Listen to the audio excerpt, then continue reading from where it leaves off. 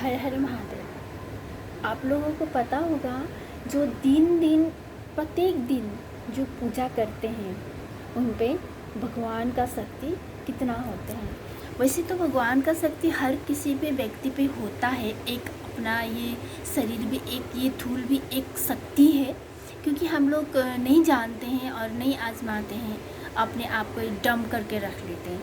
पर फिर जो सुबह चाहे आप सुबह और शाम एक दियाई जला के प्रभु का आराधना कीजिए, और उनसे उनको भी बहुत ऐसा उनको शरीर उनको ऐसा गुण हो जाता है जो परमात्मा का ऊपर से हाथ रहता है।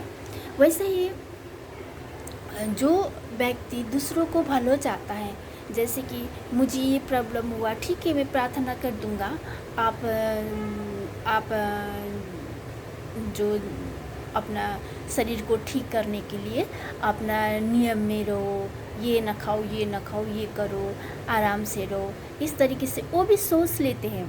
तो उनके लिए सुबह शाम ही दुआ कर लेते हैं कि हे प्रभु उनको रक्षा करना, चाहे उनके पास कुछ हो चाहे ना हो।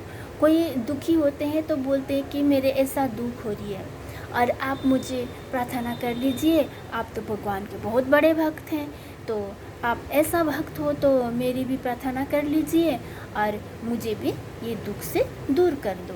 तो वो भी अपना सुबह शाम ही हो, चाहे उसके टाइम ना हो, काम करते हो या जॉब करते हो या कहीं जाते हो, कुछ कर लेते हो अपना रोजी रोटी के लिए, तो वो भी उसके दुआ के लिए अपने मांगने के बजाय उनके दूसरे की दुआ के लिए, हे प्रभु उनको कल्याण करो, ये होता है।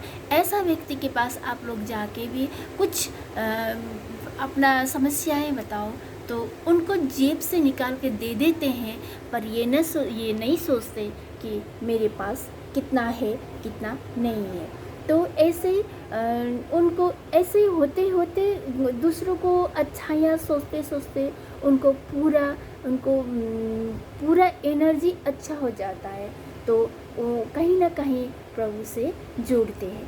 तो जोड़ तो सब जोड़ते हैं, आप हम हर कोई सब व्यक्ति प्रभु से ही जुड़े हुए होते हैं। कहीं दुख हो जाता है, सुख होता है, हे प्रभु हे राम ऐसा वर्ड आ जाता है, हे महादेव हर हर महादेव ऐसा वर्ड आ जाता है, ऐसा शब्द आ जाता है।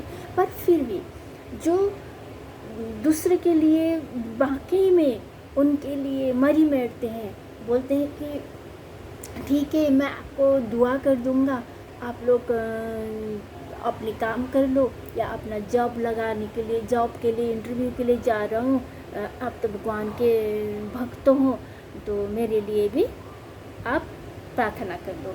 वो बोलते हैं हाँ जी, फिर वो दूसरों की प्रार्थना कर देता है, वो खुद को अपने दुख भूल जाते हैं, पर वो दूसरे के दुख में खो जाते हैं। तो उनके शब्दों, उनके वाणी ऐसा मीठी हो जाता है कि जो बोले वो मिल जाए हो जाता है। ऐसे लोग सोच समझ के बोलना चाहिए, इसलिए क्योंकि उनके मुंह में, जीभ में सरस्वती का वास होता है। बोलते हैं ना कि इनको मत छेड़िए, संत को मत छेड़ो, इनको ये जो बोलते हैं वो तो हो जाता है, कालो जुबानी है, ऐसा बोल देते हैं।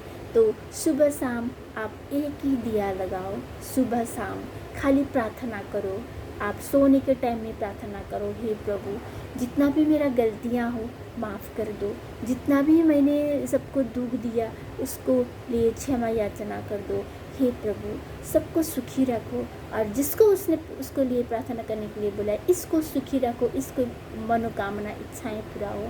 तो ऐसे व्यक्ति खुद प्रभु के अवतार ही होते हैं। तो ऐसा लोगों को कदर करना चाहिए, और ऐसे लोग बहुत महत्वाकांक्षी होते हैं, ऐसे लोग कम से कम में ही मिलते हैं। हर हर महादेव।